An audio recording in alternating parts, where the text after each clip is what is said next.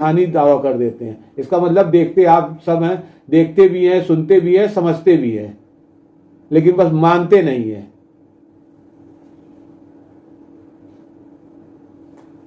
नितिन गडकरी जी, आपकी गिनती ब्राह्मण समाज के बड़े नेताओं में होती है। एक बार आपने कहा था भगवान का शुक्र है कि मैं ब्राह्मण हूं। दरअसल नितिन गडकरी जी ने ऐसा क्यों कहा था वो अब सबके समझ में आ रहा है, क्योंकि आपके इथेनॉल, आपके बेटे की फैक्ट्री के खिलाफ न कोर्ट सुनती है, न प्रशासन सुनती है, न सरकार सुनती है। इसीलिए आपने कहा था शुक्र मैं ब्राह्मण हूं। गडकरी साहब, जो कि भारत सरकार में काफी समय से सड़क परिवहन, राजमार्ग, जहाजरानी, जल संसाधन, नदी विकास और गंगा संरक्षण मंत्री हैं। ये सारे वो बड़े बड़े डिपार्टमेंट हैं, विभाग हैं, जो देश के बजट का एक बहुत बड़ा हिस्सा चला जाता है आपको। उसके बावजूद इन विभागों की, इनकी कार्यशैलियों से और इनके द्वारा किए गए कार्यों से किसी एक विभाग की, चाहे गंगा संरक्षण का हो, ठीक है, चाहे आपका नदी विकास और गंगा संरक्षण का मामला हो, जल संसाधन का मामला हो, जहाज रानी का मामला हो, परिवहन विभाग का मामला हो, किसी एक विभाग का सर्वे करा लीजिए, सब तारीफों के पुल बांध देंगे। कोई एक विभाग आपने ऐसा नहीं छोड़ा जो भाजपा को अब की वोट दिला सके। मां गंगा को लेकर देश भर में नदियों की दुर्दशा से सभी वाकिफ हैं। देश भर में कई लाख करोड़ रुपए के हाईवे एक्सप्रेसवे पर जो हजारों लाखों गड्ढे हैं, उसमें समा जाता है क्या ये बजट? देश की आबादी का एक बहुत बड़ा हिस्सा आज साफ पीने के पानी को तरस रहा है। आपकी दया से मोटर व्हीकल एक्ट में जो सैकड़ों के चालान थे, आज वो हजारों, कई हजारों तक पहुंच चुके हैं।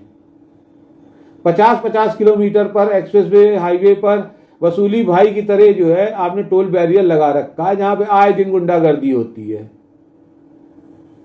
एक्सप्रेसवे के और हाईवे के हजारों गड्ढों से गुजरते हुए, जानवरों से बचते बचाते जब टोल पे हम लोग पहुंचते हैं, तो सबसे महंगी टोल वसूली आपके वसूली भाई जो करते हैं गडकरी साहब, उस गड्ढों के बाद जब आदमी टोल देता है हजारों रुपए ना, तो आम आदमी के दिल पे, हम सब के दिल पे क्या बीतती है सभी जानते हैं। इसलिए गडकरी साहब जो है, ये विभागों की स्थिति क्या है? अब आप बोलेंगे एंटी नेशनल है। आपने मोदी जी का एक डायलॉग है जिसकी आड़ में आप बच जाते हैं, स्पेस टेक्नोलॉजी। एक बार मोदी जी ने गलती से क्या बोल दिया, स्पेस टेक्नोलॉजी, उसका इस्तेमाल आपको जितना होता है, जितने गड्ढे होते हैं, लोग उसमें मोदी जी का इस्तेमाल करते हैं, जहां उनकी कोई भूमिका नहीं है।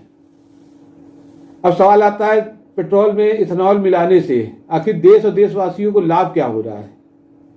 इथेनॉल से क्या प्रदूषण कम हुआ है? पर्यावरण को कोई लाभ हुआ है? नहीं। क्या इससे गाड़ियों के माइलेज बेहतर हुआ है? लोगों को सस्ता फ्यूल मिल रहा है? नहीं। क्या इंजन, गाड़ियों की इंजन, उनकी लाइफ बढ़ी है? नहीं, घटी जा रही, खत्म हो रही है। क्या आप पब्लिक को आपने इथेनॉल मिलाने से पहले बताया था कि इससे क्या फायदे हैं? आम आदमी को इससे कोई फायदा है? नहीं है। क्या किसानों को इससे कोई फायदा है? नहीं है। ठीक है, तो आखिर फायदा हो किसको रहा है? गाड़ी मालिकों को कोई बचत नहीं हो रही है, आम आदमी को इथेनॉल मिलाने से कोई बचत नहीं हो रही है, तो फायदा किसको हो रहा है? ये आप लोग कमेंट में जरूर बताएं कि आखिर E20 से फायदा किसको हो रहा है, देश को या गडकरी साहब के परिवार को? केंद्रीय मंत्री नितिन गडकरी जी ने एक चुनौती बड़े जोर शोर से दिया। इथेनॉल मिक्सिंग ईंधन को प्रभावित एक भी गाड़ी या पीड़ित सामने आए तो वो इस पर विचार करेंगे। हम एक नहीं, आधा दर्जन पीड़ितों को ले आएंगे गडकरी जी के सामने, जिनकी गाड़ियां बर्बाद हुई है E20 से। फ्यूल पर प्रदर्शनकारियों को गडकरी जी द्वारा दिया गया चैलेंज स्वीकार कर लिया उन्होंने। क्या ये चैलेंज गडकरी जी को भारी पड़ सकता है?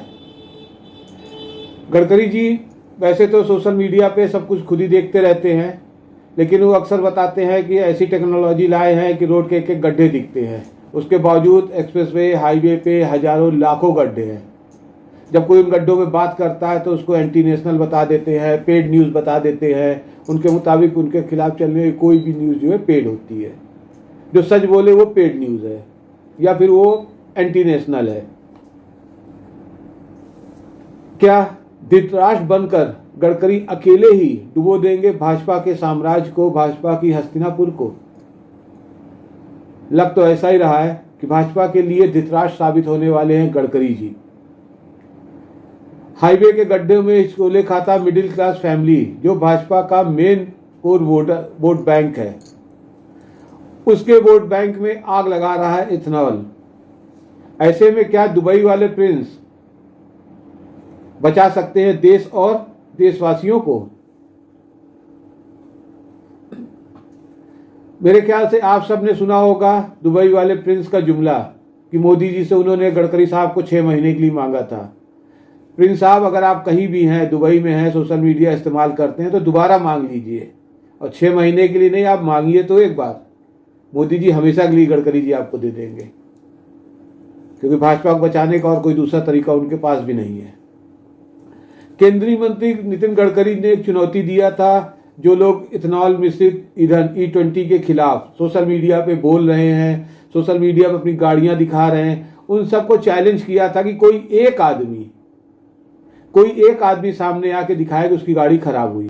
सामाजिक कार्यकर्ता पूनावाला ने कहा है कि हम एक नहीं, आधा दर्जन पीड़ितों को सामने लाएंगे। पूनावाले ने अभी E20 के खिलाफ एक बड़ा प्रदर्शन किया था। उस प्रदर्शन के बाद गडकरी साहब ने चैलेंज किया, कोई एक आदमी आए, ये सारे प्रदर्शनकारी, ये सब लोग जो है पेड है, कौन पैसा दे रहा है, कौन पेड कर रहा है इनको? अरे गडकरी साहब, देश का हर नागरिक परेशान है E20 से। अगर आज की डेट में सर्वे करा लीजिए और सच्चाई से सर्वे करा लीजिए, तो एक बंदा नहीं मिलेगा जो कह दे E20 से हम खुश हैं। आप चैलेंज करते हैं ना कि कोई एक आदमी आए, आप एक आदमी लाके जो है बता दें मेरी गाड़ी है, मैं पेट्रोल भरा रहा हूं और मैं इससे खुश हूं। लेकिन पूनावाला ने एक बहुत बड़ी शर्त रखी है कि गडकरी साहब पीड़ितों से प्रेस के सामने मिलेंगे, घर पे नहीं, मंत्रालय में नहीं, जहां आप उनको जो है एंटी नेशनल, एंटी ये वो कुछ बता के जेल भेज दीजिए। वैसे पूना वाले जेल जाने से नहीं डर रहे हैं, लेकिन वो चाहते हैं सच्चाई देश के सामने आ जाए, उसके बाद वो कहीं उनको जाना पड़े। अब सवाल उठता है कि क्या करेंगे मंत्री साहब, गडकरी साहब? फिर से दुबई वाले प्रिंस का गुणगान गाएंगे, अपने से अपना खूबियां गिनाएंगे कि मुझे विदेशों से बुलावा आया रहा है, ये हो रहा है, वो हो रहा है, मैंने जो सड़कें बनाई उसमें जो गड्ढे हैं वो फर्जी है, वो AI से जनरेटेड होते हैं। उसी तरह ये गाड़ियां जो खराब हो रही वो फर्जी हैं।